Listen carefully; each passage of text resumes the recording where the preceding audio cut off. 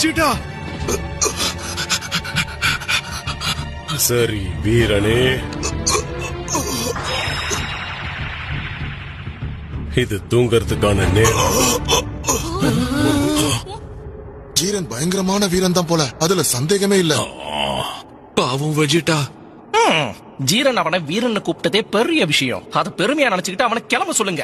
ஜீரன் அவ்வளவு சீக்கிரம் யாரையுமே வீரன்னு சொல்ல மாட்டான். உங்க வீரன் ஜீரனை எதிர்த்து இவ்வளவு சக்தியை பயன்படுத்தினதையும் போராடினதையும் ஜீரன் பாராட்டுறான். ஆனா எல்லாத்தையும் தாண்டி வெஜிடாவால என்ன முயற்சி செஞ்சாலும் ஜீரனை தோக்கடிக்கவே முடியாது. அதுதான் உண்மை.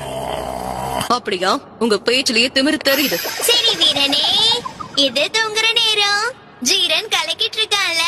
ஆமா, அவன் பலசாலியாவும் இருக்கான். கொஞ்சம் பொறுத்துக்க வெஜிடா. உறுதியா சொல்றேன் ஜீரன், நீ இப்பவும் உன்னோட முழு சக்தியை பயன்படுத்தல.